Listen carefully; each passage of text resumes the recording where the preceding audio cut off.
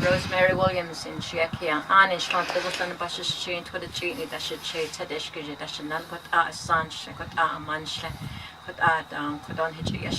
Hello, my name is Rosemary Williams.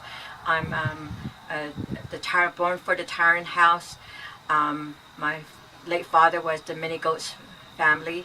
My late grandfather, maternal grandfather, was the Bitterwater clan, and then my father's clan was the Ratgat people. That's how I am as a woman, as a mother, and I'll be talking to you about our family history, I guess, through our Navajo family history through gardening.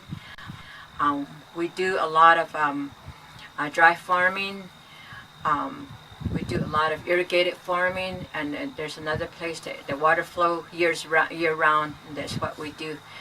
All these things we used to feel that nothing would ever go. Ever since I was little, we used to enjoy all these things, and my grandfather used to always say, take care of these things.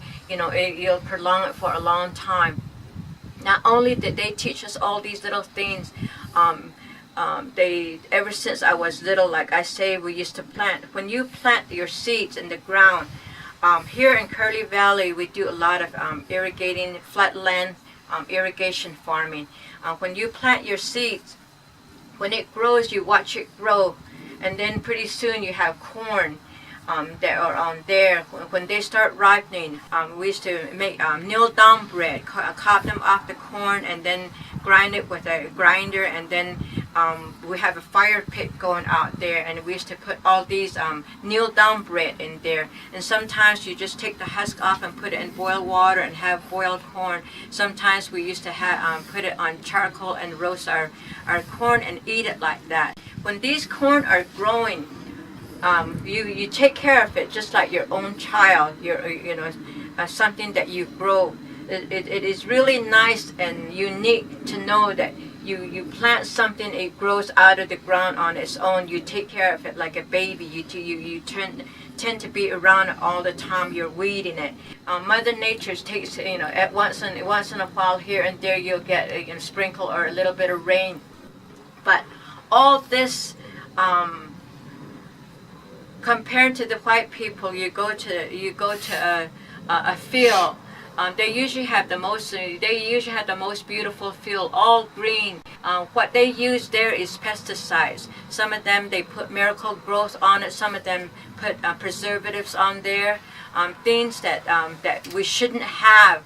But later on, all these things that they put on there will work through our body, and it'll deteriorate somewhere in our system to where shorten our life. That's how I see it, because my grandfather, my Nellie, through my father's mother, she was 106 when she died, and all she did was live off the land, having to graze sheep, having to graze cattle, having to graze all her own crops. All these things, the way I see it, is if a lot of my grandparents' ancestors left this earth till they were old, more than 100 years, to me, they all these food that they've been intaking made them live a long time.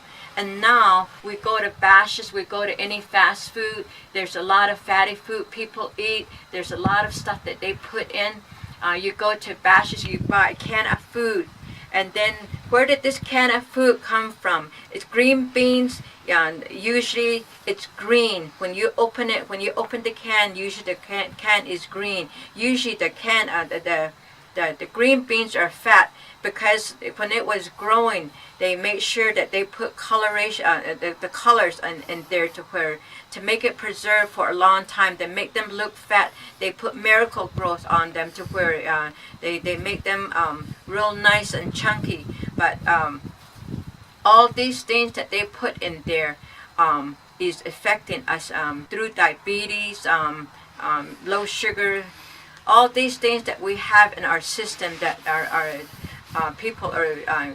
A lot of people are in the hospital because of diabetes and all these things that went through the can. And sometimes Grandma grandpa, some of them don't read English. On the little label it says expiration date, and they just pick up the can and take it home and open it and then eat it. Some of these old people don't understand that there's a writing that says a limitation and expiration date on these things. Sometimes I usually tell students, go be an eye for your grandma. You be the person that could read something to where you can explain all these little things that come in the can, and when there's might be an expiration date on there.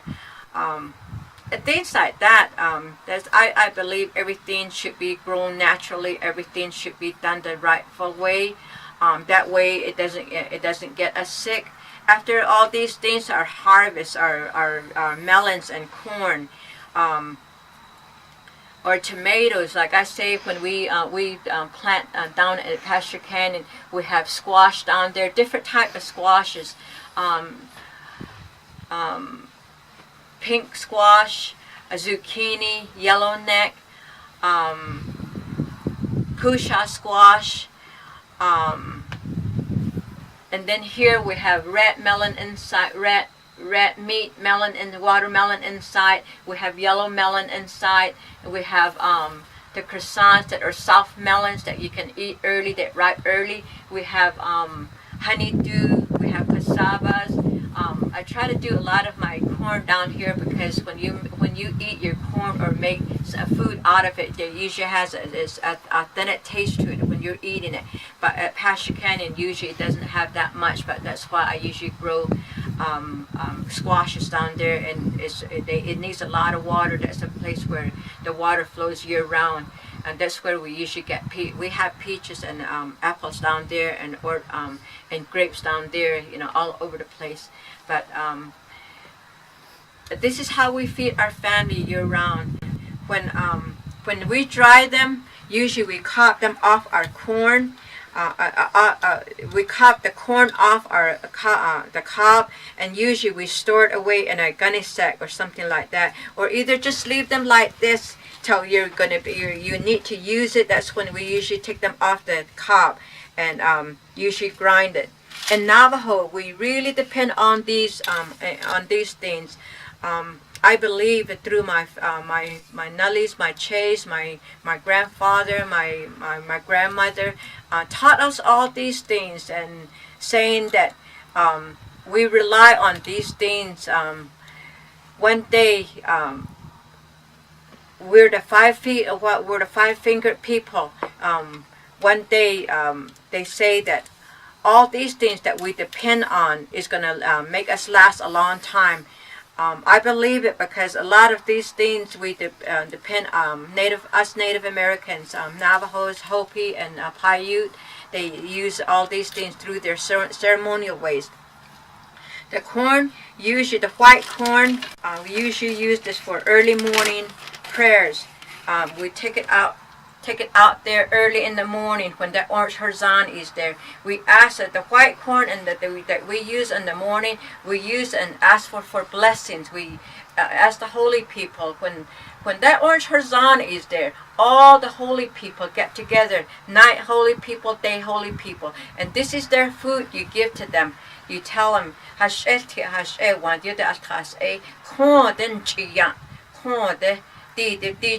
usually the white corn is asking for things you want to have, maybe today, tomorrow, maybe later in life. And if you do this, all the time, they usually, to me, they've always answered my prayers. And then the yellow corn, usually the same thing. You grind it, and then in the evening, with the same grind corn in the evening, yellow corn, you ask for forgiveness. This is when, in the evening, when the orange horizon is there, you talk to the holy people. Today I did something wrong. I thought something wrong. Today I was angry. Today I said something wrong. Today I didn't do something that was the rightful way or the rightful thought. So all these little things, you ask for forgiveness, and the holy people would answer your prayers. Early in the morning, we pray with the corn pollen. We usually, lately I started doing my corn pollen.